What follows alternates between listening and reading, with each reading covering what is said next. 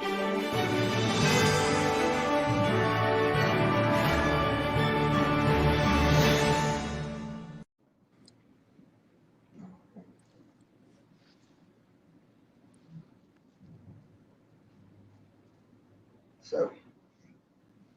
hello everybody. Nick, I want to thank you for taking the time to join us here. I'm having two guests today. One is Nick Cole, one of the authors of Galaxy's Edge. Great stories, by the way. And Christopher Hopper, which joined us last week, also one of the authors of Ruins of the Galaxy. So thank you both for joining us. It's a pleasure to be here. Honored. Thanks, Mauricio. Yeah, well, Chris was here last week, and we had a chat about what I was telling him the other day. I believe to be the second golden age of science fiction, because there's this period from the I think late 1940s to early 1960s that people consider generally the golden age of science fiction. You have all those very classic authors, but now we're seeing a whole new crop of authors that have come to light over the past, 10 years perhaps. Many of them as independent publishers. And I feel that that's one of the main points of what's going on right now, is that we're getting to a point where a person with a good idea and the willingness to put the effort in to write, and that manages to write a good story, can be judged by the readers instead of by a publisher or an acquisitions publisher. So in the end, is through the readership's vote that we get to meet new authors, and authors that write very good stories get to, well, be recognized. I think that's the way I would put it. So I think that you are one of the people that have surfaced in this era as a leader in this aspect of things. You used to be a traditionally published author, and then you made the change to be independently published, and with a huge success. So how do you see this dynamic these days? The dynamic these days, it's always shifting. The game is always changing. And that's, I think, sometimes the hardest thing for, I think it's the hardest thing for writers to accept. I think it can also be the hardest thing for readers to accept, but let's just stick with writers for right now. Writers are creatures of habit and comfort, even though they do very adventurous things, like actually write books and live these adventures inside their mind and sometimes in real life. But the average author just seeks to find this button where they can push and have a lot of sales. And that can happen. And it happens from time to time in publishing. And then the game changes. And so what was maybe working a year ago, which was sort of rapid releasing novels, is now fading. Box sets are sort of fire sailing. There's always some change, is what I'm trying to say, in the dynamic of publishing. But the thing that doesn't change is the thing that you said at first, which is we're allowed now to take our product to the reader, which I call Thunderdome, like Mad Max Beyond Thunderdome. Two men enter, they fight it out with chainsaws. It's not really like that. But the main thing is there are no longer any gatekeepers deciding based on their personal tastes, the tastemakers, about what you should read. You, as the reader, get to hunt your meal. You get to go on Amazon. You get to look at the covers that intrigue you. Cover is 90% of buy decision. You get to read the description. If the author doesn't write an excellent book description, or if there are grammatical errors, then you go, I don't think I want to invest my time in this person. If the book description grabs you and the cover grabs you, you could take the next step and look inside and read that first chapter. If that first chapter grabs you, you've probably got a sale. But not necessarily. If we use Kindle Unlimited, the person is allowed to read until they're bored. So the burden is on you always. There are things that change, like I was saying. There are things that have changed in this industry, and they will always change. And that's the thing people need to understand when they want to come in and be a writer, is the game will always change, but there are certain things that will not change. And that's the integrity and the willingness to tell the best possible story that you can, and to treat the reader as though you are a customer service provider. There's a danger that comes in. I warn you, Maurizio, I give long answers. There's a danger that comes in for a lot of writers, is once you get a little success, you begin to think that the readers are there for you.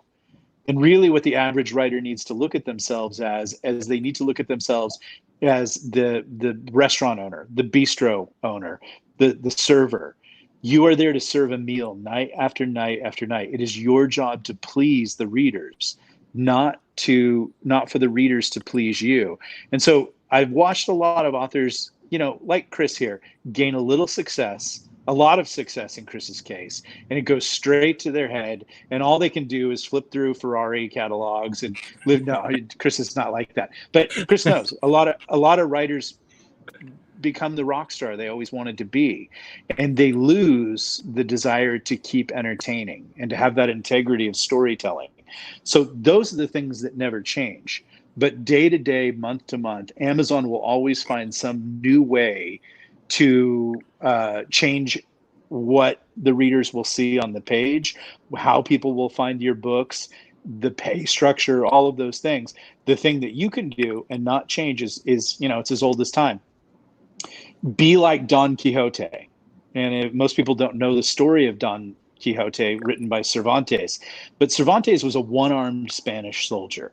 And one time he was captured by the Dutch, and the Dutch threatened to put him to death. They said, we're going to execute you at dawn. So from 8 o'clock in the night until dawn the next morning, Cervantes sat there and told stories to the Dutch soldiers.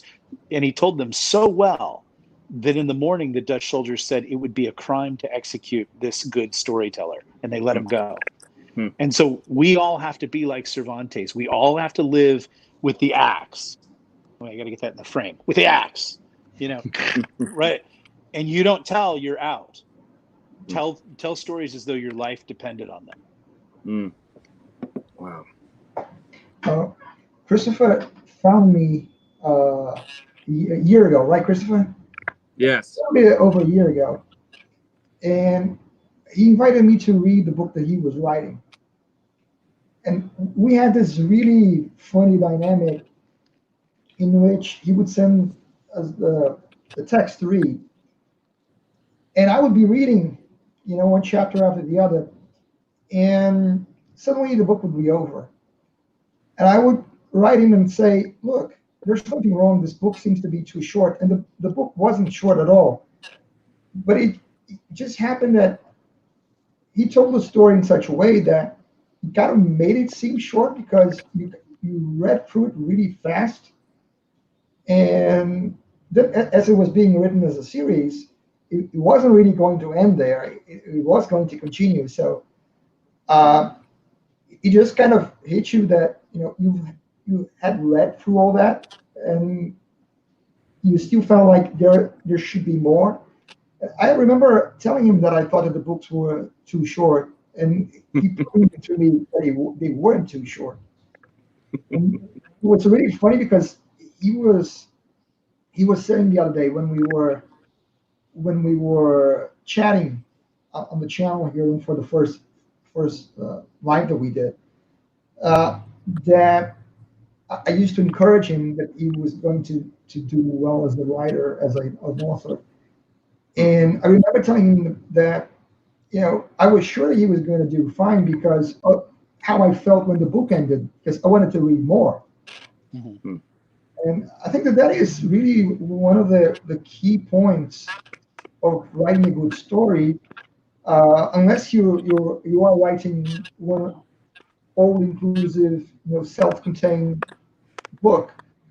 But if you're writing a longer story, you have to end the book in such a way that people will want to read more, to get Right. more from that story. Chris should come back in a second. He told me that if we had some audio issues, he was going to disconnect and reconnect. Yeah. I would say to that point, that's exactly how you do it. You keep the reader turning pages. Um, and honestly, I'll get the comment like, I stayed up way too late reading your book. And that's exactly the experience that you want them to have. You want them to stay in it. And the only way I found to keep doing that is to keep having that integrity of storytelling and telling the readers what the initial contract is. And I think, it's easy to, you take a series, like, you're writing a Space Marine series and you write one or two books. And as a writer, we're naturally creative people. And so you decide, well, I'm going to go off and maybe tell this other story, tell like a space opera story or a space colonization story or a space vampire story, because that's what you want to tell.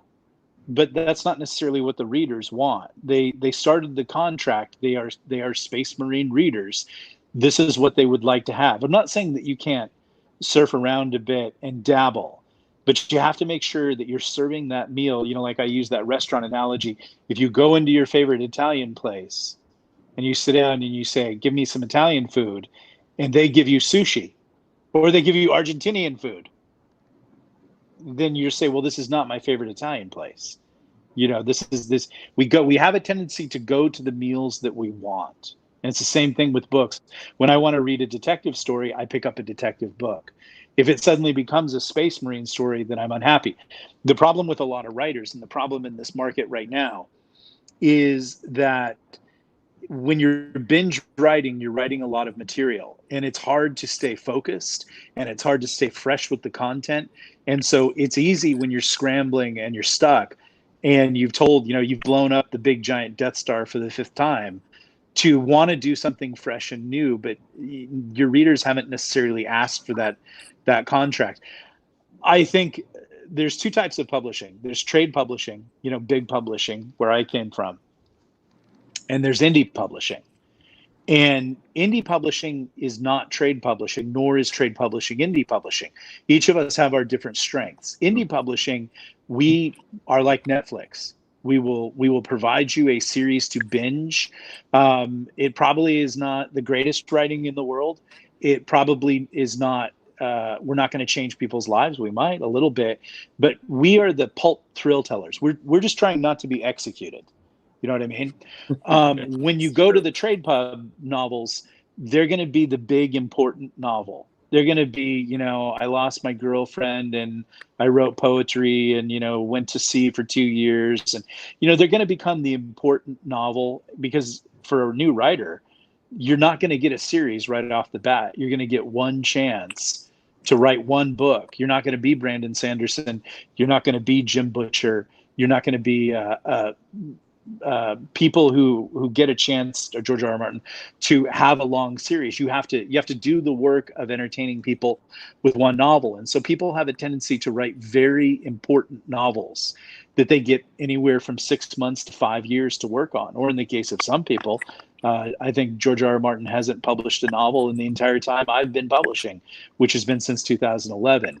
So you get all that indulgent time in the world to make a novel. But in indie publishing, you only get a short amount of time. So you have a tendency to write junk food. And there's nothing wrong with junk food. But the criteria for junk food is that it be entertaining. It can't be important. It can't be navel gazery. I don't know if you know in Brazil the term for navel gazing, but it can't be self-indulgent. It can't be a long wander through your personal history. It has to be and then he ran from the monster, and then there were space aliens, and then the action has to flow upon the action. That's what keeps people turning the pages, and that's what makes them arrive at that moment where they go, the book's over, it's too short. And that's the perfect moment for both the reader and the writer. Let's take a break. Let's wait for the next book. The reader is hungry, and the writer is encouraged that he has the one thing that the writer requires. He has an audience. Mm-hmm. That leads me to an interesting question from my point of view, which is, you used to write books about a more post-apocalyptic scenario, right? And when you started Galaxy's Edge with Jason, it kind of changed from one genre to another. It's not really a different genre, but it's kind of subsection of it. But still, I kind of get this feeling from some of the Galaxy's Edge books that there is also a little bit of the post-apocalyptic there. It's like you get this huge civilization that seemed to have been kind of past its prime, that you see lots of places where you have like ruins, and you have things that have gone by and are no longer even remembered. But you kind of get this feeling that all those places have seen better days, and that the days ahead might be darker than the ones behind them. You say that there is any connection on those. Yeah, I think there is. I think if you're getting away from genre, because what we're talking about and what you're saying right there is the tone and the feel. The abandoned starships, the ruined planets, things like that. Yeah, that probably, when I write that stuff, I can't speak to Jason White while he'll write that stuff. But when that stuff creeps in the things that I work on, it's probably because I am at heart a post-apocalyptic author. I'm at heart a destroyer. I think Jason creates Jason creates things, and I break them. And then sometimes I'll create things, and Jason will try to keep them alive. And that's a good relationship for two partners. You have one person that's trying to save it, and one person that's trying to destroy it. And so that's kind of my natural bent. But that probably comes from the post-apocalyptic background of writing. So now we get into the philosophical of why I do that. And I do that because I think that's how we learn. And I think that's how we really look at everything. Boys are especially like this. We love to break things down and take them apart and look at them. Women like to make things. If it was a boy-centric world, it would be a giant junk pile. If it was a woman-centric world, well, I might get in trouble here. But I will just say that it's both sides are good. You have to break down things and destroy them and look at them and take them apart. And that's what we do, and that's what I do. And I think sometimes only in destroying things can I get a good look at things. And so that's a lot of the time, I think there's a lot of fun in our series, but there's a lot of depth and a lot of sort of looking at society and the times. A lot of the times sort of inherently reflect what's going on. When Star Wars first comes out, there's a fear of authority. So the rebellion is looked at as this good thing. When Galaxy's Edge comes out, there's a fear of authority, but it's the fear that the rebels won, and they kind of now don't know what to do with things except sort of continue to tell lies and to, that basically there's no difference between which side wins. It's just that power has a tendency to corrupt. And the only way that you can kind of examine that and look at that is to break it down. We also, you know, our series is military fiction. So, of course, there's going to be an amount of destruction, an amount of ruin. This is not a space colonization story. This is not a space exploration story. This is war and destruction. If two alien species meet, they're going to fight. And, you know, that's the contract with the reader. There are times I think that I'd want to tell other things, but maybe I've been telling this one a lot so lately that I can't seem to get out of destructive mode. And I don't know that I really want to, you know. But Yeah. when I first started writing out, I wrote a lot of I wrote a lot of black comedy. I wrote a lot of Catch-22. I wrote a lot of irony. I wrote a novel about Hollywood that's very sort of absurdist and funny. I liked that stuff, but I could probably go back to writing it right now, but no one would read it. It doesn't make any money. So I think I'll stay right here where I'm at. There Yeah. is that. Right? Can I jump on something there? Sure. I love the point about the perspective of the boy breaking things down. And I say boy intentionally because of what I'm about to tell. And the creative impetus of the woman. And how those things, again, philosophically play on one another. Today, we took a nature walk as a family. We live just about a mile from a really nice walk in the woods. And I have a girl and then 3 boys. So we're on this trail, and it doesn't take long before the boys have figured out something which involves destruction. And my wife literally yells out, like, we are on a nature conservancy that's trying to conserve nature, not destroy it. And they're climbing trees. They're testing each other's limits. It's me who's like, yeah, dude, you can totally reach for that next branch. And it's my wife who's like, you're going to kill yourself. Stop. And so in this, even within our family structure, I see the dynamic that's at work in our readers that genuinely loves that because it resonates with us. There's one part of us that wants to go, I want to blow that up. And there's the other part of us that goes, that might not be the best idea. And so I think part of, Nick, what you're talking about is our responsibility as authors to create this paradigm, this tension between the now and not yet, the destroy everything, but don't do it too fast.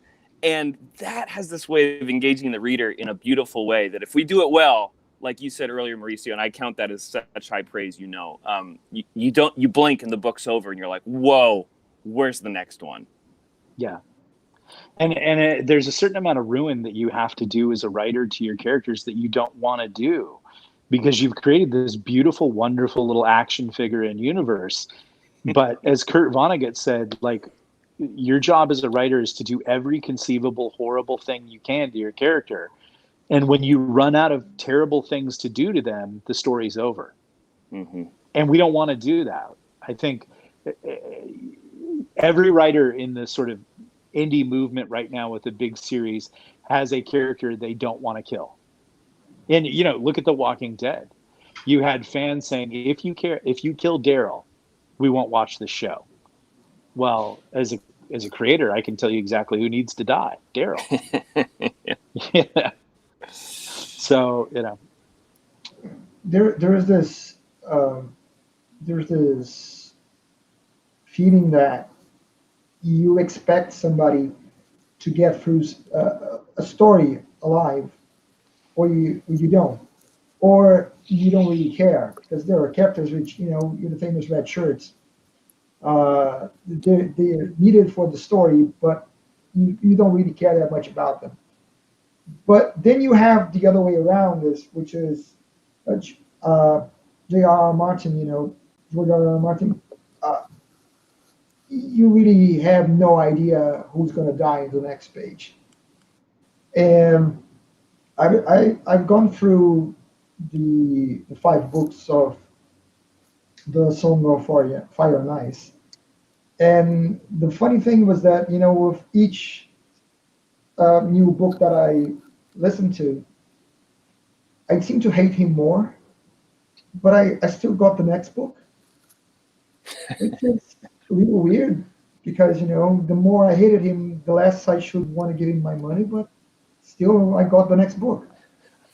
Because he writes a really good story that gets you mad because he kills the people you care about. Yeah, but it's the moments that you're going to remember in life often are the most dramatic. Mm. And it's weird. I've been through a few hard, and when I was going through those things, I said never be here again. Mm. And now, as I get older, I find myself looking back at the moment, and really living then. It's weird. You have a tendency to remember the fire more than the sort of pastoral moments, a million barbecues, family, friends. You have a tendency to look back and think that the dramatic moments are the moments when you were really living the most. That's not necessarily true, and that's not necessarily healthy, but it's sometimes a thing to, I guarantee you, everybody being locked in right now, tell me if that sound bothers you. Everybody being locked in right now, they're suffering and they're climbing the walls, and the wife is yelling at the little boys to stop picking up sticks in the nature conservatory and hitting flora and fauna. I can tell you that your family will remember this month for the rest of their lives. Mm. But Yes. they won't remember a million other moments. They won't remember when you took them to the toy store and let them pick off the top shelf. Mhm. They'll remember the hard moments. It's so strange. Humanity is so strange, but um, you don't grow without pain. And I know a person who said, I've never met a happy rich person, but I've never met a poor person that didn't want to be rich. That was a philosopher named Ravi Zacharias who said that. So it's very strange. It's the hardest moments that are actually the best, that actually make you a better person. I'm listening to Martin Short's biography right now. His brother and his parents died when he was young, and then he had a famous girlfriend, and she died of breast cancer, and his wife died of cancer. And he'll point towards those moments in his life, and it shaped him to be a top-notch entertainer. I don't know what that's about, but what we look for in life is no pain, no suffering. And we think that the problems that we're going to have in life are all out of pain. But what it really turns out is the biggest problems that you actually see of the people that you really know in life that are suffering are the problems of pleasure. Those are the alcoholics, the drug addicts, the inconsiderate rich people. Most people who you find to be loathsome are generally people who have an abundance. It's the saints that you find in the gutter that make the most lasting impression. So I think that's what we're trying to do in our writing a lot of the times is if we're trying to get our saints into the gutter, we're trying to beat them up, we're trying to hold them under the water, we're trying to get them dirty, because then you see the character of the human spirit, this beautiful, noble thing that Shakespeare talked about. And then that's the character that stays with you, even if they die. I remember in John le Carré's The Spy Who Came In From the Cold, the final paragraph of the book is the spy is double-crossed, and he's gunned down on the wall in East Germany. And I just remember him looking up at the lights, and it described him like a sacrificial bull. And I just remember thinking, that guy is a badass. And even though he knows he's betrayed, he's not giving them the privilege of knowing that he's beaten, which is really what The Old Man and the Sea is about. Mm-hmm. The Old Man and the Sea is not a book about fishing, though it's a good fishing book. It's not a book about anything other than you are not beaten, you are not defeated until you decide that you're beaten and defeated. And it's a character who was 86 days unlucky, and he went out and caught a big fish. If that story would have been about a rich guy on a boat complaining about his stocks and bonds and movie star girlfriend, it's not that interesting. But because it's about a poor guy who realizes there's something to catching this fish more than eating, that there's self-dignity and worth, and he brings it back in, spoiler, to the harbor, and the sharks have eaten the fish, but he can hold his head high because he didn't get beaten. So that's the moments that we can try to improve our pulp novels and indie. We're still writing fun and monsters and adventures and exploding Death Stars, But when we can work in those moments of nobility, what Raymond Chandler, said, a tarnished knight, then that's where we can really move to this next level of storytelling. Mm.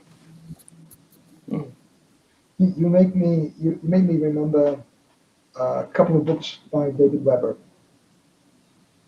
He's developed over the years into my all-time favorite writer. For whatever reason, I really enjoy the books that he writes, even though they seem to grow more and more over the years, and they seem to take longer and longer to come out. And I've read several people commenting on him adding unnecessary detail to scenes and all that stuff. But I think the one thing that he does extremely well is that he manages to convey to you the situation in which those people in the story are in, and that they're going to die. They know that they're going to die, and they will continue to do what they must do, what is a duty to do, without a second thought. But the fact that they are going to die because that is what they need to do. And he managed to do that in a way that doesn't really kind of make you feel like he's rubbing it in your face. He's just kind of really telling the story, and that's the situation they find themselves in. And you feel the emotion of the moment. I think that the only author that made me cry multiple times reading some scene in the book. I like that. Not because I was sad, but because of the building emotion of the scene. Yeah. It's always, I do that in my writing a lot. I'm willing to kill people if they've done the work to earn dying. It's, you can tell when it's contrived, and you can tell when the writer has put in the work to make it worth it. And the most famous character in Galaxy's Edge is this bounty hunter named Tyrus Rex. And I killed him in the second book, the first time he was introduced, basically. Well, he was introduced in book 1. But I think the corporate thinking move, the trade move, the longevity move would have been to keep that character alive. But I realized he needed to die. And he's a great character, but he needed to die. And we did the work of getting him there to where it was time for him to die. And then he dies. And you make that choice because it's the right choice to make to serve the book and to entertain the reader. The wrong choice would have been to lie and to not kill him. Sometimes it's interesting. Sometimes you don't know a character's going to die until the story arrives at that moment, and then you realize it's time for that character to die. And what you didn't know all along is that you were doing the work for that character to die. So you're saying that you just evolved the story that way, and without being really conscious that you were doing it, but you were doing it. No, yeah. When I write, I can't speak for everybody else, but when I write, I pray, and then I write, and then I thank God, and I am reading along as it's written. And I'll have ideas about things I want to do or things like that, but a lot of the times they're just tangents, and it just goes off. But I like that. I like seeing where the story will go. Now that doesn't work for everybody. Some people need to plot everything out, and that works too. And you can make mistakes the way that I do it. You can maybe not add everything up like you need it to add up, or maybe the canon can be wrong. But what works for me is having fun writing. And the best way to have fun writing for me is to be surprised by the things that happen. And the thing that I will tell everybody that will work for every writer is that if you are having fun writing it, I can almost 99% guarantee you that the reader will have fun reading it.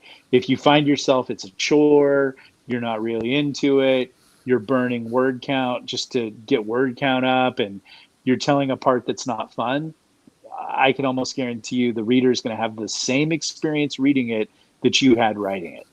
So Totally make it fun. true. Even if you got to burn that down, do something new. I've always said to myself, who could die or what could I blow up here to make this more interesting?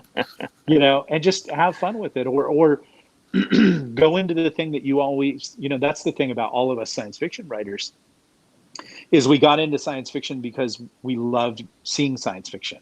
Yes. So for me, like, probably the first thing ever was Planet of the Apes, and how stunning that was and things like that. So I'll just say, well, it's time to go back in and surf around, riff jazz on something that I love. And if I find myself not into what I'm writing, I can almost guarantee you I'm going to go find something from my childhood past and drag that into it to start having fun with it.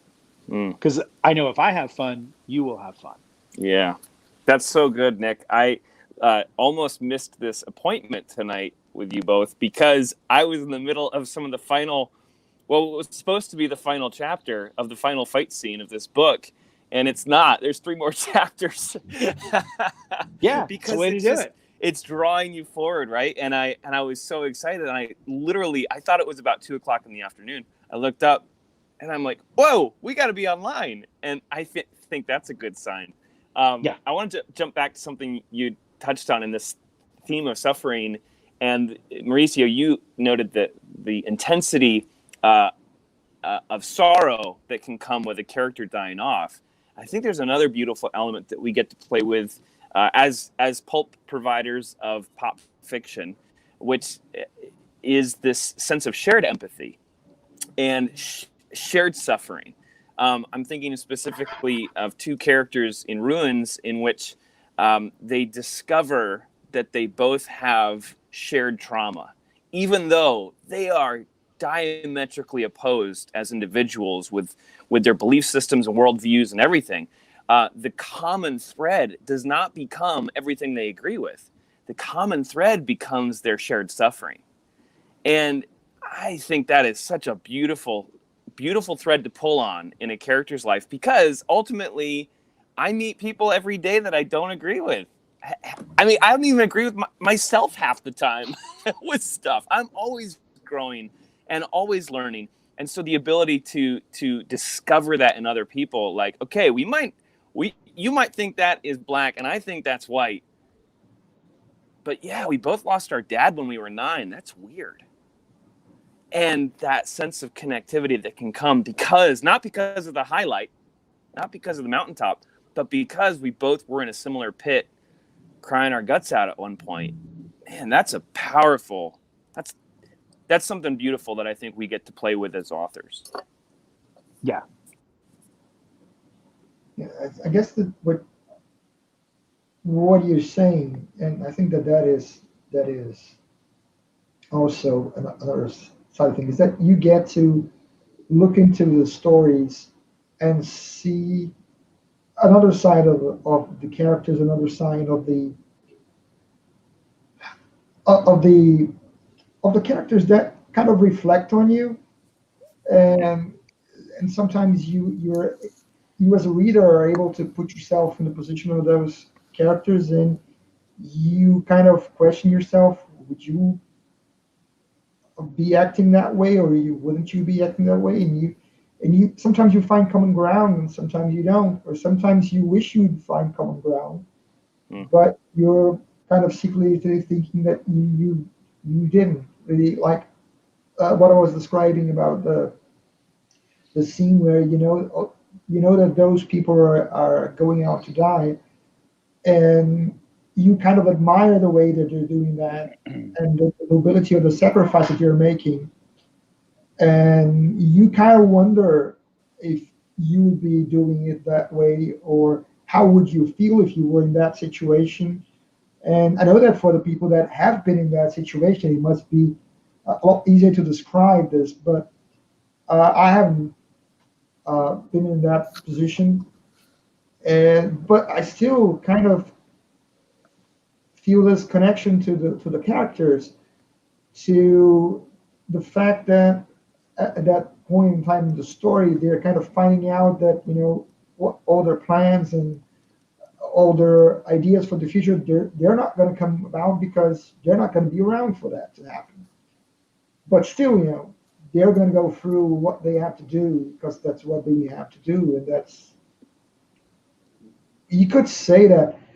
I'm trying to remember who wrote this first, because I'm sure it's been written several times, that it is a good thing that war is so terrible, because if it weren't, we would be constantly at war, because war is how you see people bringing out their best and accomplishing things that would otherwise be impossible, because that's what they had to do, that's what they needed to do. Um, and I had this perception that when we're talking about military science fiction, the good stories are the stories that actually make you have a look into that side of things. That it's at the same time that it's entertaining and that it is fast paced and all that stuff. It still creates the connection between you, the reader, and the character, and makes you empathize with the situation you're in. Makes you reflect about stuff that you wouldn't otherwise do. That's true. So, Nick, I believe you wrote this scene and this character, and I think it's Galaxy's Edge book 2 with Tom, who goes undercover. And I don't mean to spoil things for anybody watching, but it was written in second person, which I don't know anybody who's done successfly. And for me, it was my favorite scene in any Galaxy's Edge book to date. I just thought the treatment was superb. So hats off to you on that. Wow, thank you.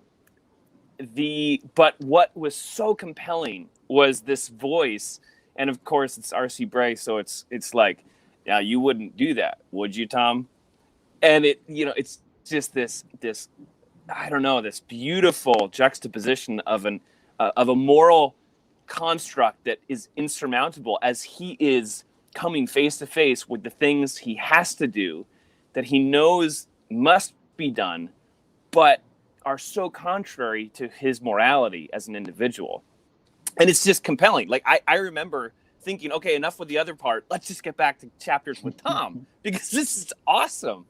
And I think it hits on what you're talking about, Mauricio, in that who would we be if we were in those shoes? Would we choose moral, ethical right, given the same scenario? And it's almost like we get to live out vicariously through these characters who, in some cases, choose well, and in other cases, don't choose well. And yet we don't experience any of the ramifications had that actually been us. We're not actually going to die in the story. We're not actually going to have the affair. We're not actually going to kill that person.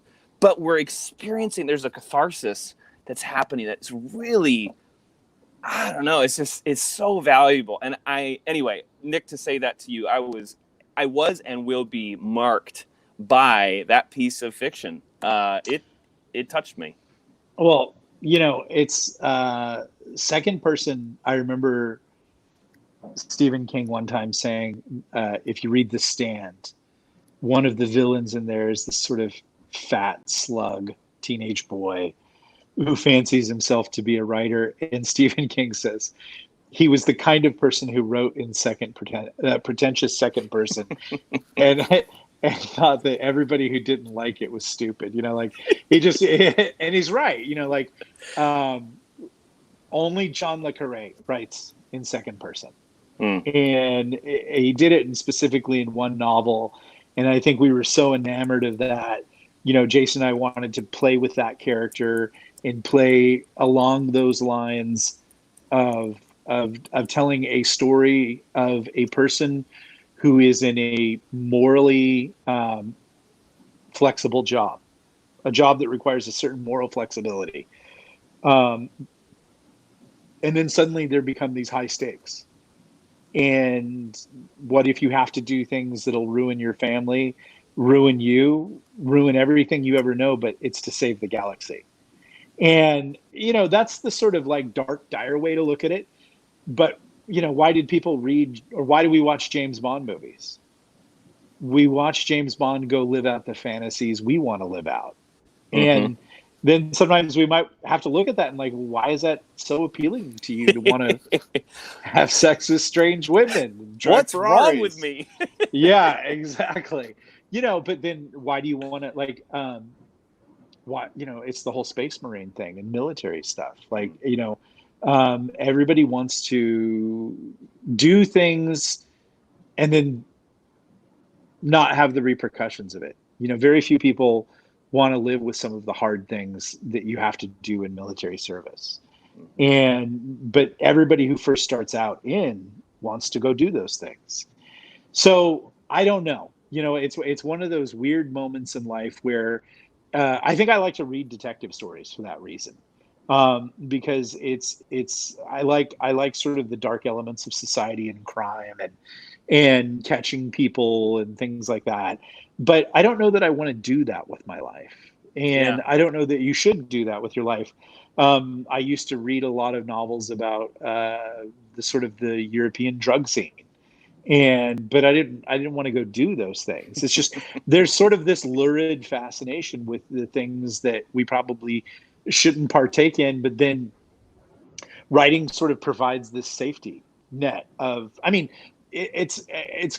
graphically illustrating, but there are people that just read travel novels and never travel. So it goes back to that thing is that books will take you more places and farther than any jet airplane ever will. Books will take you to the edge of the galaxy, to the ruins of the galaxy. Books will take you, to Tolkien and fantastic worlds. Everybody's getting to play the home game of post-apocalypse right now, but everybody's kind of finding out it kind of sucks. But I came up in that sort of, 2011 rebellion against the government. We're all going to be preppers. The world's going to end. How is it? Well, you know what that's like? It's not even as bad. This is not even 1/10 as bad as that could really be. And so I don't necessarily want society to end. I don't want to have to kill a bear to eat. I don't want to have to saw off and amputate my own leg, but it's fun to read about those things.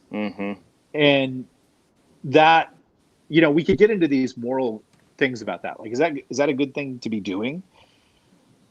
And we could just basically read ourselves out of all the fun we ever want to have. And I'll let people answer that question on their own. But I would say this: life is pretty hard.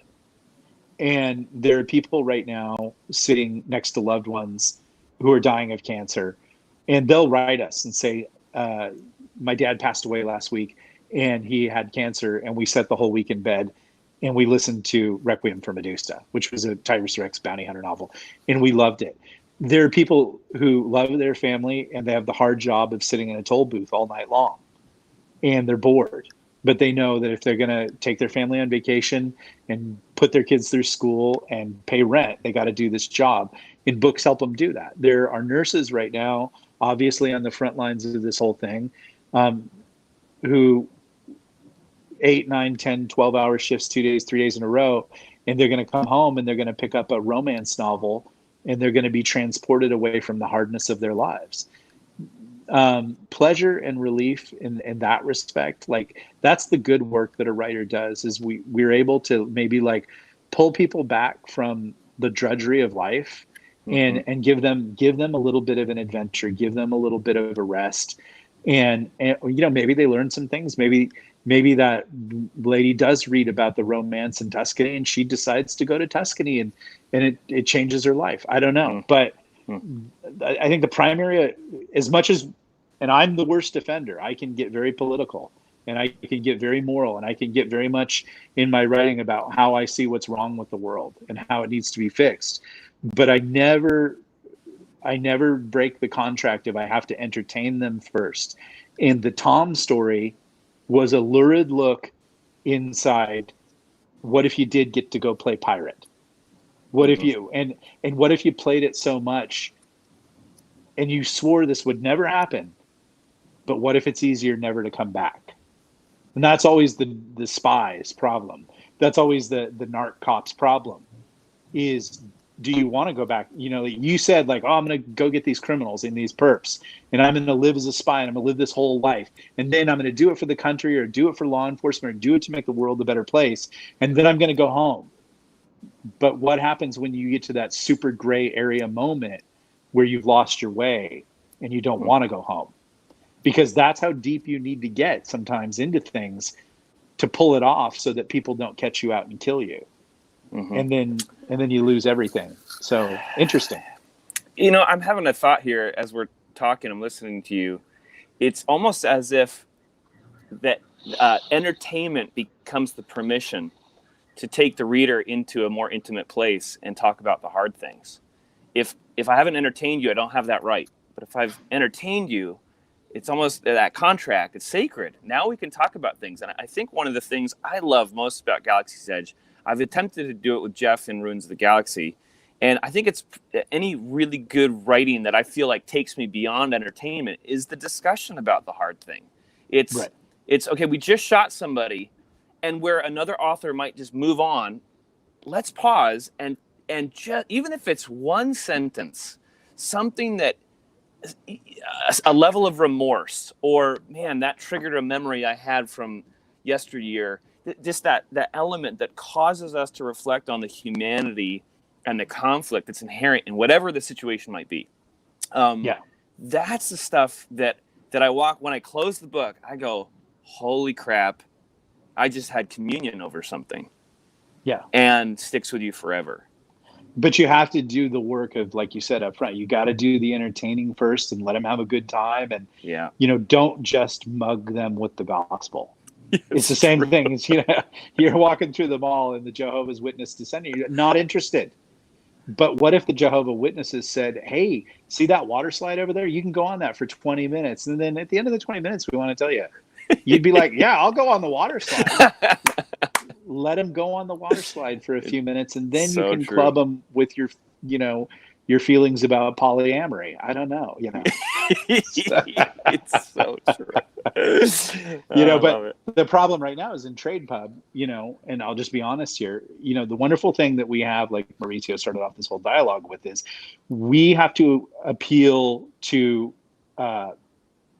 not Caesar, but we have to appeal to the participants who've come to the Coliseum today to watch some gladiators fight it out. So we have to appeal to them. We have to entertain. Are you not entertained? That is the writer's job. The problem in Trade Pub is novels are put together in a vacuum. And they're put together by people. Is it toilet paper? No, it's by real gladiators. From Toledo, Spain. I hand carried it on my guitar case. I taped it. I love that. Sorry. That's that's for a moment it looked like a giant roll of toilet paper when you were like you're unrolling it to show your extreme wealth. But now I realize it is Russell Crowe's spirit animal. There it is. But the problem is in Trade Pub you have these novels that are conceived in a vacuum, and they're conceived by writers who are attempting to appeal to people who have a very narrow focus, who specifically want to hear certain stories. And so you see a lot of fiction being driven by sort of the cultural discussions of today, whether it's climate change, whether it's radical feminism, whether it's, you know, the Me Too movement or whatever. I'm not saying those things are not valid. I'm just saying the mistake is in attempting to use the gospel mugging as to get the foot in the door. If you really want to be smart enough, just put them on the water slide for 20 minutes. You know, let Tyrus Rex run from everybody, blow stuff up, shoot people, all that kind of stuff. And when they need a breath, that's when you mug them and say, you know, and that, but Trade Pub isn't doing that. Trade Pub is saying, you know, literally you can, I'm not making this up, but you can say, they'll say, you know, at the beginning of the year, we want to see more novels about climate change. Yep. Well, that's the mistake. I'm not saying it's not valid. I'm not bashing climate change, but I am saying the mistake is the first thing that you should say is we want to see novels that are fun, and then we want to talk about this subject. But you just say, and so the great thing, like I think always you want to be as connected to the reader group as possible so that you can serve them. And the wonderful thing about being indies, New Pub, is that oftentimes we're much more connected than anybody else because they literally go to our website or connect with us or go on Facebook, and we're all so desperate for attention and for someone to actually I'm not kidding. For about 5 years, even though I was making a lot of sales, I kind of thought the whole thing was a con. I kind of thought, like, I wonder if this isn't real. I wonder if just like some corporation is just pumping up the sales. I wonder if my mom is sitting here buying all my novels. This isn't real. Like, my poor mother is spending her last dime making it seem like I'm actually selling novels. And to my surprise, she couldn't buy enough once we wrote Galaxy's Edge.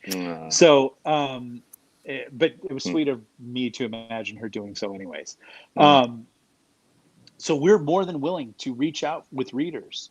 And so this is a strength that Jason Ensbach has, is that he really likes to engage the readers and find out what they want. And so now we know where to go. We know how to serve them. We know what kind of stories they're looking for. We're more than happy to tell those stories because they're more than happy to give us money. And then we don't have to go to day jobs. We can just do this job. And that's a pretty fair trade. But the mistake is inserting a third party in there who got a degree in gender studies at some leftist East Coast school and thinks that before we tell fun stories, we should tell politically correct stories.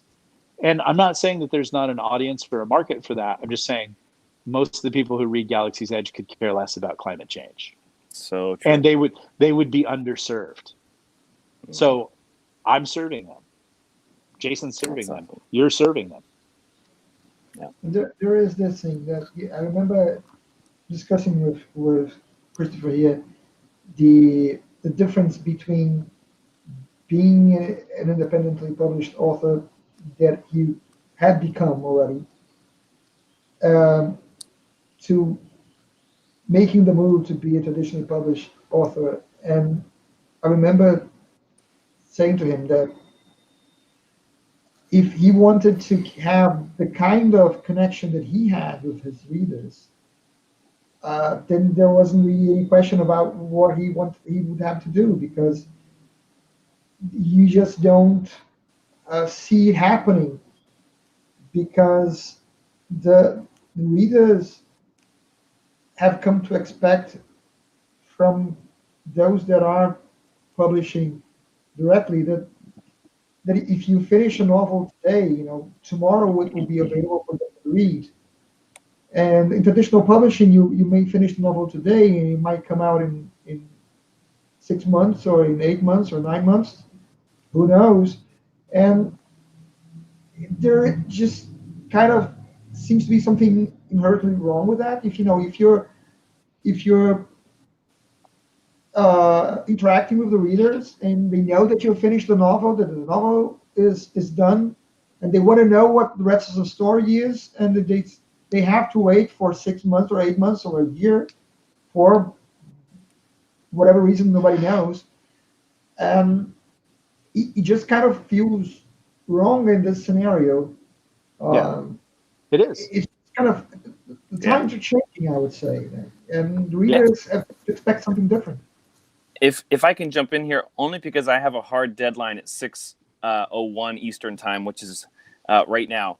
I'm going to answer this and then I have to sign off, which I hate to do because I'm so loving listening to you, Nick Cole. My gosh, it's a privilege. I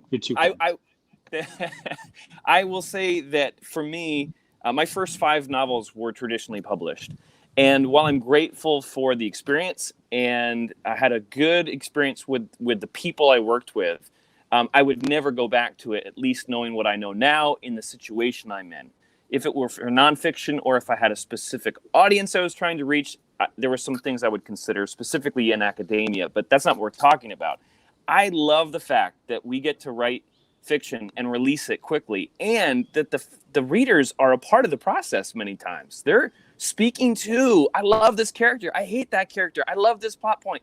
And what Nick had just mentioned, how Jason is being attentive to the audience's needs and wants. I think that can't happen traditionally. Like, they don't know how to handle what we do. They would not know how to handle more than a book, maybe two a year. That's just not in their purview. They don't know what to do. And so I much prefer this. It's more my speed. I love the interaction. And I wouldn't be on this call right now if it were the case, because of you, Mauricio. Like, you've connected us. And yeah, and what a privilege. Like, the wall has been removed. There is no more veil separating us from Yahweh. We can be in covenant together. So it's pretty cool. Anyway, I love you both. Appreciate Nick. What a pleasure to be the closest we can be in person, sans quarantine. Exactly. Really cool to meet you. It is wonderful to meet you guys. Thank you so much. Bye. Bye. Nick, it's really funny that I've become a reader of yours recently because of Christopher. Because I'd seen the Galaxy Edge books online, but I hadn't read the first one yet, and he just talked so much about it. Yeah. And he couldn't have enough. Yeah. So I had to read. He's just so excited, and then he went out and did it on his own, and he's done it well. And that's the best part about this whole thing is it's fun to encourage people to go now and to tell their stories, because I think in some way everybody wants to write a book. And if you want to, the best thing that you can do is see somebody like me. I'm not trained or anything like that. I just write books, and I've always liked to tell stories. So if I can do it, you can do it. And that's what I love about just the whole process, the whole movement. Generally, a lot of the indie movement, especially the Space Marine crowd, are just the nicest people in the world. The readers, 99% of the time, are great, wonderful, fun, cool people that you learn stuff from, and that are interesting and fun. And honestly, my wife will say to me sometimes, what you do is hard work. I'm like, actually, it isn't. It's a lot of fun. Yeah, I can really understand that. Is like this is what we're doing now. I started a YouTube channel about 2 years ago. It's all in Portuguese, and it's about how the exponential evolution of technology is affecting our lives. And it is a lot of work. We put out 3 videos a week, but it's just fun to do, because it is a subject about which we care deeply and that we study anyway, and we would be doing it anyway if we weren't recording. And actually, the idea of recording the programs that we do today came from the fact that me and my partner, we used to have these video conversations just between us. And so one day we thought, well, a lot of people might want to actually have a seat in this conversation and would benefit from what we're doing. So why not just record them and put them out? Yeah, it's an exciting time. We started. My wife is Portuguese. Oh, from Brazil. From Brazil. Her family's from Brazil. She's from here, but they're Portuguese. And Portuguese love to talk, communicate, and work hard. That's what I've learned about them. I'm in Rio right now. I've been to Rio. I love it. It's a very beautiful city. Very beautiful. Yeah, people who haven't come here have no idea of just how beautiful nature can be in a city. Yeah. You can go to lots of different places where you're going to see beautiful buildings and you're going to see beautiful works of art. But here, the city is a work of art. It's one of the most dramatic cities I've ever seen in my life. I'd like to thank you for taking the time to join us. It's really an honor and a pleasure. I just picked up the Control Alt Revolt book to read last night. Oh, okay. Thank you. And Well, thank I'm you so really much for looking forward to having that. me on. And this was just delightful. It's always good to have a conversation, and just thank you for facilitating that. I'd love to come back if you want to discuss Control Alt Revolt or anything else. Thank you, sir. You're more than welcome to come back, Nick, whenever you want. I started this channel because it's really weird, because I've written 14 books. They are all nonfiction. And the reason I've written 14 books of nonfiction is because I wanted to write fiction. Yeah. And the idea of, the opportunity to write nonfiction came up, and I had to see, well, I think it seems to be a step in the right direction. I didn't know they had nothing to do. Yeah. But, so I'm a compulsive reader. I read anywhere from 170 to 200 books a year. That's So good. and most of them are science fiction. So you can Yeah. see where this is really an honor and a pleasure for me. Before I started writing, I read a book a day. Yeah, that's more than that's more than me. I was an out of work actor, so I had a lot of free time on my hands. Yeah, I can tell, because I always thought that I read a lot, but a book a day it's about twice as much as I do. I think that's absolutely required for writers, is to always be reading. When you start writing more than you're reading, you're in trouble. Mm. Yeah. Well, thank you so much, sir. This was delightful. Thanks, Nick. Have Thank you. a great day or a great evening. Thank you, sir. Bye.